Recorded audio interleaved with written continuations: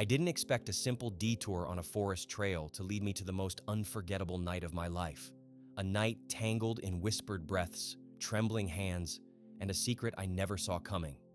He wasn't supposed to kiss me. He wasn't supposed to look at me like that. Especially not after what he told me when we finally admitted we were lost. That he was married.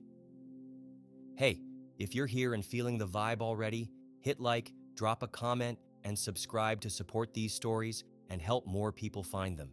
It means the world, and it keeps us going. Thanks for being here. It started on a warm Saturday morning, just a few hours after sunrise, when the air was still crisp and carried the scent of pine, and the forest felt like it had been waiting just for me. Hiking was always how I cleared my head. One backpack, one trail, and no one but the trees to keep me company. But that morning, halfway up a winding hill lined with roots and loose rocks, I heard the crunch of footsteps behind me. He came out of nowhere, tall and fit, with short dark hair and a jawline sharp enough to draw blood. He wore a light blue dry-fit shirt, damp with sweat down the middle, and had that quiet confidence of someone used to being in control. He slowed when he caught up, gave me a nod and a half smile and said, "Didn't think I'd see another hiker up here this early." I laughed and stepped aside to let him pass, but instead, he matched my pace. "I like the silence," I said, "but company's not so bad either." His name was Drew, 34, local. Said he usually hiked with his dog, but she was with his wife that weekend and he figured he'd give himself a solo adventure. I didn't think anything of it. Just another guy on the trail, nothing more. We talked about everything from hiking gear to the sound of birds we couldn't name, and within the first 30 minutes, it felt like I'd known him for years. We didn't even notice how far we'd gone off the marked path. It happened slowly. One missed turn, one "this way looks easier," one "just over this ridge," until suddenly the signs disappeared and we were surrounded by thick trees that all looked the same. The sun started dipping behind the branches, casting long shadows across the mossy ground, and I could tell by the way he started checking his phone that he knew it too. "No signal?" he muttered, frowning. "Guess we're really out here now." I kept my voice steady, even though my heart had started to race. "We'll find our way back. Or worst case, we have gear, we stay put tonight, and head out early."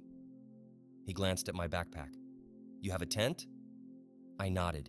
"Two-person, just in case." He exhaled, nodded slowly, and said, "Guess I owe you a night of shelter then." We laughed, but it felt different now, tighter, more nervous. The trail had disappeared hours ago, and now the only direction we had was down the slope where we came from, except neither of us could agree where that slope had started. By the time we set up the tent in a small clearing and rolled out our sleeping bags, the temperature had dropped and the woods were dark, full of chirps and distant rustles. We shared a protein bar, then sat shoulder to shoulder on a fallen log, watching the fire crackle between us. That's when he told me. "I probably should have mentioned this earlier," he said, eyes focused on the flames. "But I'm married. To a woman." I felt my breath catch, just slightly. The pieces didn't add up. The way he looked at me, the way our hands had brushed more than once that day, the way he never stopped talking once we met. I'd felt something from him, and now I didn't know if I'd imagined it. I forced a nod. "Thanks for telling me." He finally turned to look at me then, his face lit orange by firelight, and his voice dropped, lower and quieter. "I don't know what I'm doing out here. I just know I haven't felt like this in a long time." I didn't say anything. I couldn't. Because in that moment, I didn't know what this meant. When we finally got in the tent, the silence grew heavier. It wasn't awkward. It was thick with questions we hadn't asked yet. The space between our sleeping bags felt like a canyon, but neither of us reached for a flashlight. We just lay there in the dark, listening to the wind move through the trees and the crackle of the last glowing embers outside. And then I felt it. His hand brushing mine, slow, deliberate. I didn't pull away. He shifted closer, the heat from his body radiating toward me, and I turned just enough to meet his gaze in the faint moonlight through the mesh of the tent. "You okay?" I whispered. He didn't answer with words. Instead, he leaned forward, his hand finding my face in the dark, and kissed me, soft, unsure, like a man doing something he thought about for years but never dared to try until now. My heart slammed in my chest, and I kissed him back. The air inside the tent was thick with breath and quiet panic, as though every inhalation carried the weight of what we'd just done and what we might still do. Like the space had become too small to hold both our bodies, and the tension that now clung to every inch of fabric between us. Drew's kiss lingered on my lips like something unfinished. Not rushed, not desperate, but deeply unsure. Like he hadn't yet decided whether to pull me closer or retreat into the safety of denial again. We lay there in the dark, motionless, barely breathing, our faces so close I could feel the tremble in his exhales as his body pressed the slightest bit nearer, his warmth diffusing through the inches between us until it no longer felt like we were strangers. He didn't speak right away. Instead, his hand hovered over my chest, not quite touching, just resting there in the air between us, as if to ask permission without saying a word. His fingers twitching faintly like they were trapped between instinct and hesitation. I didn't speak either. Something about the silence felt sacred, like if we broke it too soon, everything we were on the edge of discovering would collapse back into the box we both knew it had lived in for too long. So instead, I reached out, slow and steady, and wrapped my fingers around his hand, intertwining them carefully, not forcefully, like I was answering a question he hadn't yet dared to ask aloud. He let out the smallest sound, a quiet hitch in his breath, and then whispered, "I don't know what this means." My response came soft but firm, trying to offer comfort without adding pressure. It doesn't have to mean everything right away, but it doesn't have to mean nothing either. In the soft, bluish moonlight filtering through the thin fabric of the tent, I saw his eyes close for just a second, like he was trying to freeze that version of himself in time, the version that wasn't afraid to feel, to want, to reach.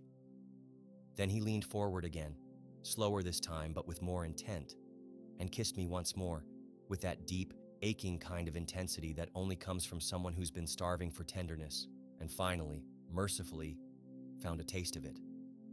His hand slid over my chest, fingers slipping under my shirt, and I felt a wave of goosebumps as his palm moved with a careful, reverent touch, like he wasn't just exploring skin, but searching for something inside me he'd never let himself look for before. I mirrored his touch with my own, my hand gliding over the strong curve of his shoulder, down his back, around the side of his waist, mapping his body with the kind of attention that made it clear this wasn't casual and could never be meaningless. We didn't speak again. We didn't need to. The tent filled with soft gasps and the sound of fabric shifting as we undressed each other slowly, not hurriedly, as if each layer removed was a barrier we were finally brave enough to let fall away. When we were finally skin to skin, wrapped in the same sleeping bag under a single shared blanket, it wasn't about lust or rebellion. It was about something else entirely. It was about discovery, about relief, about finally giving in to something that had waited too long to be felt.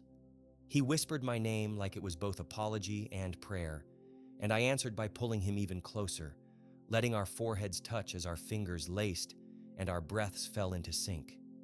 When he let out a soft, broken moan against my shoulder, I felt something bittersweet rise in my chest, because no matter how right this felt, I knew that outside this tent, the world still expected him to be someone else. But in here, in this moment, he was mine.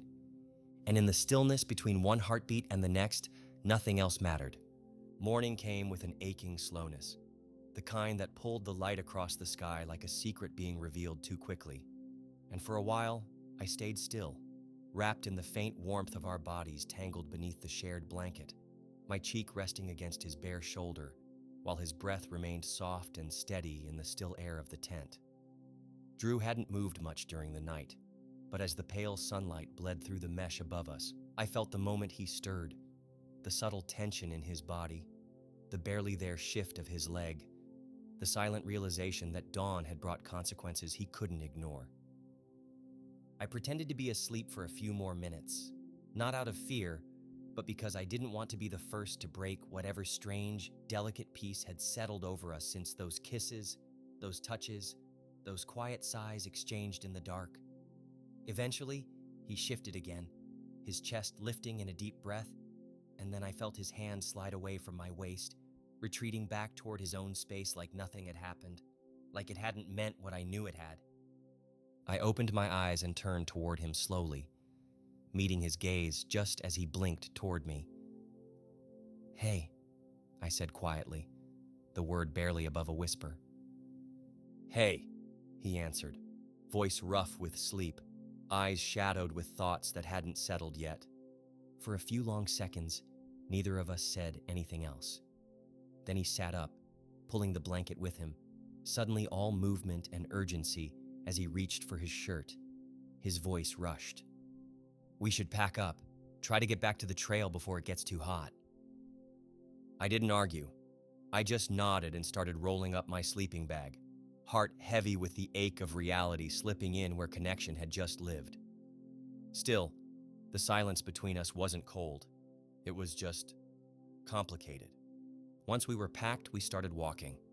The path wasn't clear, and we had to rely on vague memory and intuition, retracing our steps as best we could while branches scratched our arms and the ground sloped unevenly beneath our feet.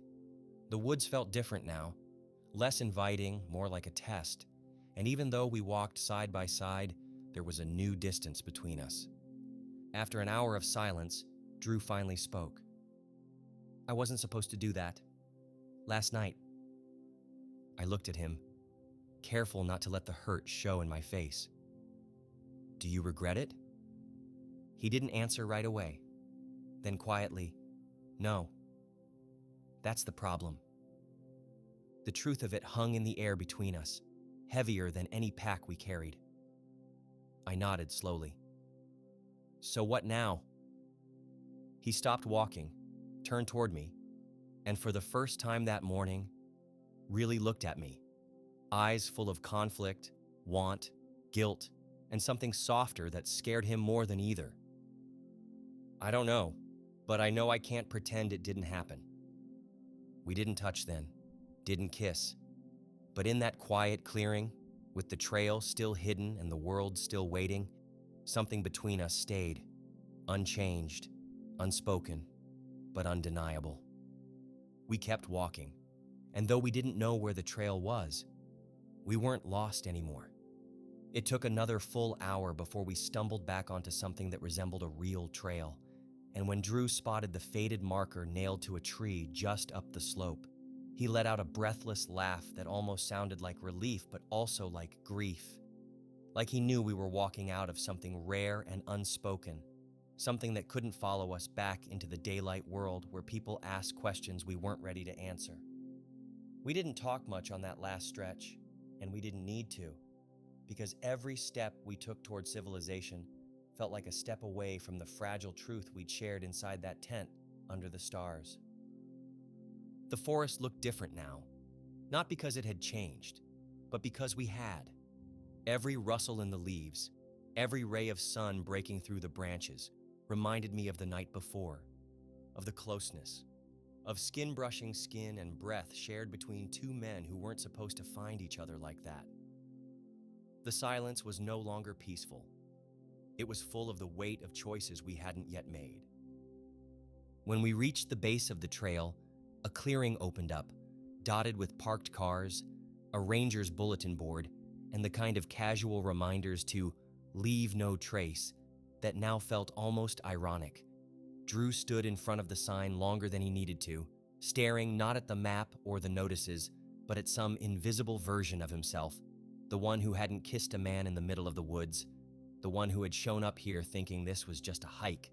I watched his hand twitch, just slightly, like he wasn't sure whether to reach for mine or shove both fists deep into the safety of his pockets.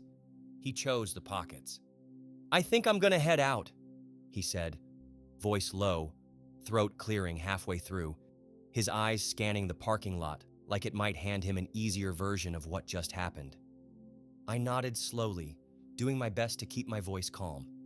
"I'll grab a snack from the station before driving home." He turned toward me with hesitation all over his face, like he had something to say but hadn't quite decided if I deserved to hear it. "Listen, I don't usually do stuff like that. I've never done something like that." "I believe you," I said gently, because I did. "It wasn't..." He paused, searching the ground for words. "It wasn't just curiosity. It felt like something. But I can't just..." He broke off, shaking his head. "I don't know how to explain it." "You don't have to explain it," I told him, and the words came out softer than I expected. "You're figuring it out. That's okay." He looked down at his hiking boots, kicked at a pebble like a nervous kid, then finally met my eyes again. There was something raw in them, something searching and afraid. "What if I want to figure it out with you?" I stared at him, not breathing, not blinking. "You're married." "I know," he said, and this time the words were heavy, sharp, undeniable. "And I have a lot I need to deal with. But something about you, this, I can't ignore it." I stepped forward, closing the space between us, not because I knew what came next, but because I didn't want him to walk away thinking this was nothing. I looked up into his face, so conflicted, so brave and scared all at once, and whispered, "Then don't." He looked around, saw that the lot was empty, and then leaned in and kissed me. It was quick, but real. Firm. No hesitation this time. No looking back. It wasn't lust. It was a promise. We didn't hug, didn't exchange numbers, didn't say, "See you soon." But as he walked to his car and opened the driver's side door, he looked back over his shoulder and said just one thing: "I'll find you." And somehow, without any doubt in my chest, I knew he would. Days passed, then a week, and I told myself over and over again not to wait, not to let my mind wander into a future built out of starlight and skin, not to expect anything more from a man whose life was already mapped out by promises he had made long before he kissed me. Still, I found myself checking my phone too often, rereading our last words in my memory, and scrolling through blurry photos from the hike, wondering if the way Drew had looked at me had meant as much as it felt like it did. Then one evening, just as the sky outside my window turned that deep indigo that makes you feel everything too much, my phone lit up with a number I didn't recognize, and my heart skipped in a way I couldn't control. His voice was exactly how I remembered it. Steady, deep, but tinged with hesitation, as if every word weighed more than it used to. "I hope it's okay that I'm calling. I didn't know if I should."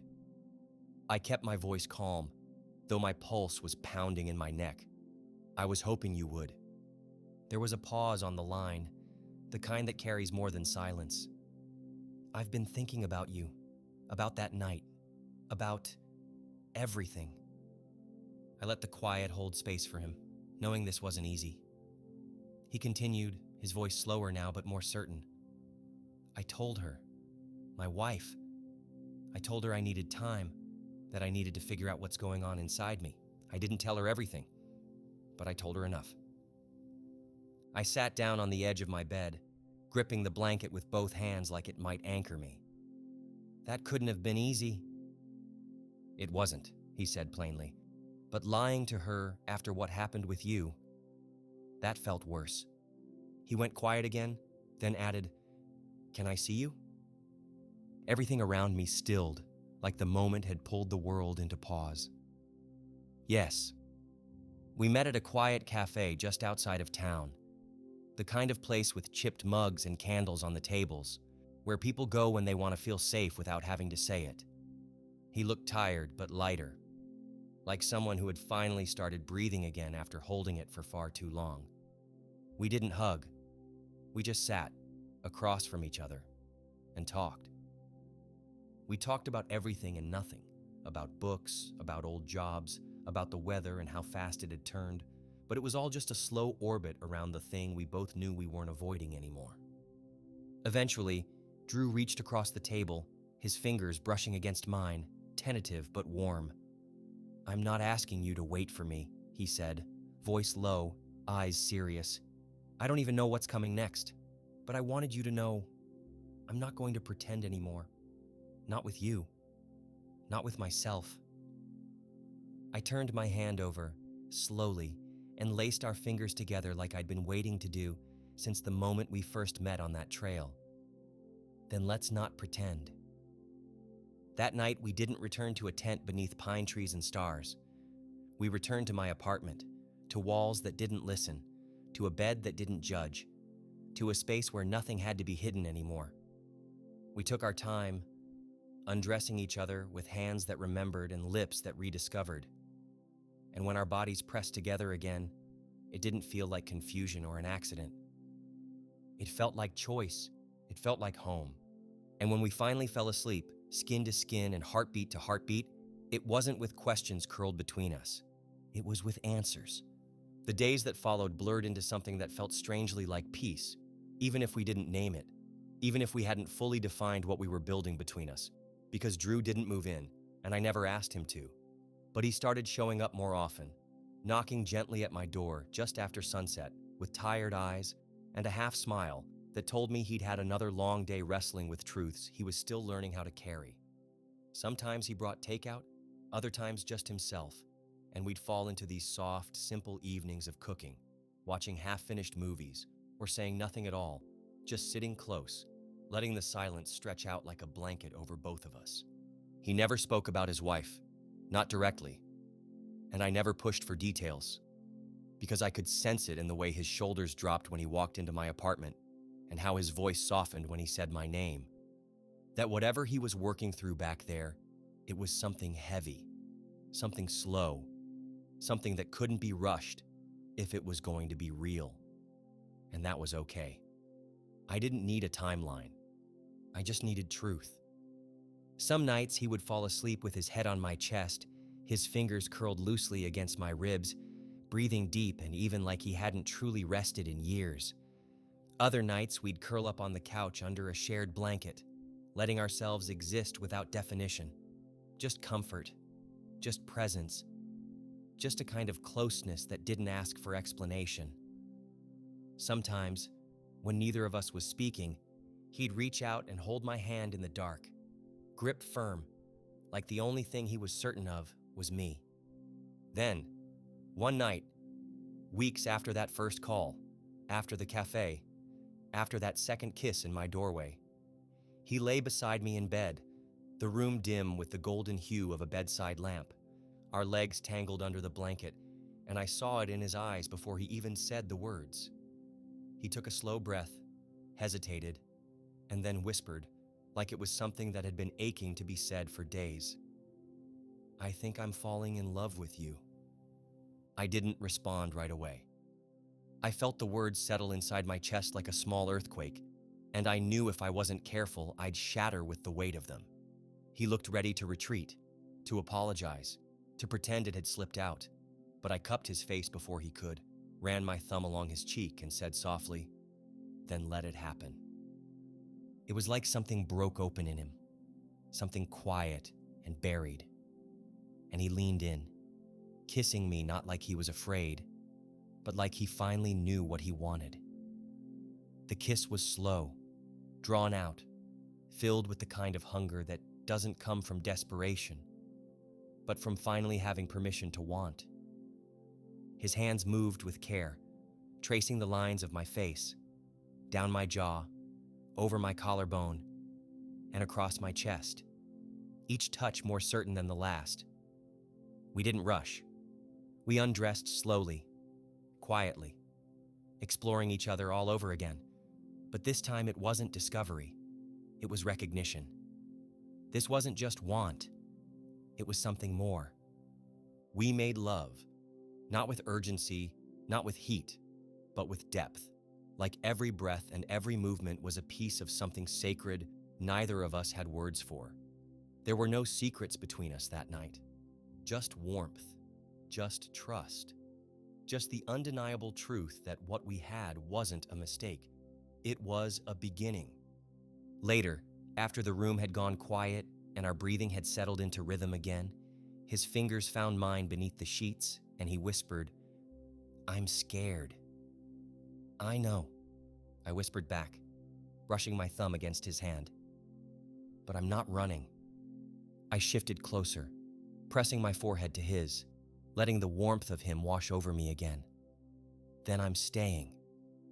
And we drifted to sleep like that, wrapped not just in each other's arms, but in the soft understanding that what we had was imperfect, unfinished, but deeply, undeniably real. Autumn came faster than either of us expected, and with it came a quiet shift. One that started not just in the air or in the way the trees blushed red and orange under a colder sun, but in the gravity between us, that invisible thread pulling us closer, even though the world around us hadn't quite made space for us yet. Drew was still in his home, still answering questions I never asked about, still walking the fine line between responsibility and truth.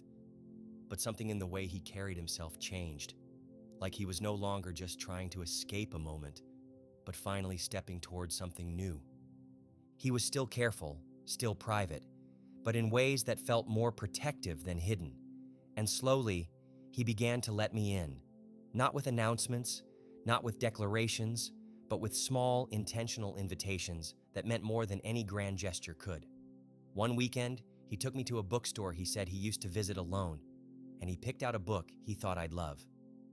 Another day, he showed up at my door with groceries in both hands and said, with that quiet smile of his, "Thought we could cook instead of order in." It wasn't just about the food, it was about routine, about creating something together that resembled a life. Then there was the cabin. He booked it without telling me until 2 days before. "We need a break," he said simply, and I didn't ask from what, because I already knew. The drive out was quiet but warm, filled with shared glances and music that felt familiar. And the cabin itself was small, tucked in a grove of half-bare trees with a fireplace, a single bedroom, and a window that looked out on a world that didn't expect anything from us. There, something softened even more. We cooked shoulder to shoulder, shared a bottle of wine on the floor in front of the fire, and laughed with our legs tangled and our fingers brushing under a shared blanket. He leaned his head against mine and said, "I don't know how this ends. I just know I want to keep going." I kissed his forehead, pulled him into my arms, and whispered, "Then we keep going." We didn't need to plan beyond that night. We didn't draw maps of our future or rewrite timelines. But something solidified between us. Something that felt less like a question and more like an answer that didn't need to be explained. Later, when the wind brushed against the windows and the fire crackled into embers, he reached for my hand in the dark and held it tightly, like it anchored him. He said, "If it was just me, if there was no one else to hurt, I think I'd be with you already." I didn't ask for more. I didn't try to fix it. I just squeezed his hand and let him know I understood. And in the silence that followed, wrapped in blankets and breath, I knew what we had was still complicated, still unfolding, still held in secret from parts of his world. But in that cabin, in that moment, under the weight of all that was unspoken, it was ours. Winter came quietly, without the drama of snowstorms or bitter winds, just the slow, cold breath of change settling into every shadow, every corner, and while the trees turned skeletal and the sky hung lower each day, I found myself realizing that this, whatever it was with Drew, had become more than something temporary, more than a memory waiting to fade. He wasn't mine entirely, not in the way the world understood, not in the way we sometimes craved in the quietest hours of the night. But he was here, and he kept showing up, and in a world full of doubt, that felt like a kind of truth all its own. We started doing small things together, grocery runs, quiet dinners, long walks through neighborhoods he didn't have to explain. He started staying longer, waking up beside me more often, leaving behind little pieces of himself each time he left. A shirt draped over a chair, a toothbrush in my bathroom, his name showing up in my texts when the sun hadn't even risen yet. One evening, as frost lined the windows of my apartment and the smell of cinnamon tea drifted between us, Drew stood by the kitchen counter, his hands wrapped around a mug, and he looked up at me with eyes that weren't hiding anymore. "She asked if there was someone else," he said, his voice quiet but clear. I told her yes. I stepped toward him slowly, unsure what it meant, what it changed. "And what did she say?" He stared into his tea for a moment, then exhaled. "She already knew. Maybe not who, but that I'd changed. That something in me was different." I reached for his hand, gently, unsure if he'd pull away. He didn't. "Are you okay?" He nodded, but there was a rawness to him, a fragile truth lingering just behind his eyes. It hurt her. It hurt me too, but it also felt honest. That night, we didn't talk about what came next. We just sat together on the couch, wrapped in blankets, the quiet between us no longer uncomfortable, but something more like peace. And as we watched the snow start to fall in tiny flecks outside the window, he whispered, "I don't want to live half a life." I turned toward him, heart heavy but steady. "Then don't!" He looked at me then, really looked, and leaned in, kissing me, not like a man sneaking a moment, but like someone finally claiming one. His lips were soft, but sure. His touch was tender, but grounded in something that felt like choice. We held each other that night, not because it was secret or forbidden or fleeting, but because it was love. A love that had taken root somewhere unexpected, in the spaces between silence and surrender, between longing and fear. And even though we didn't say the word aloud, we didn't need to. When we woke the next morning, the world outside was blanketed in snow, and the light that filled the room felt new. He made breakfast while I brewed coffee, and it wasn't dramatic or cinematic. It was quiet, ordinary, and somehow more intimate than anything we'd shared before. And in that stillness, in that gentle rhythm, I realized something I hadn't dared to believe on that first day we got lost in the woods. We weren't lost anymore.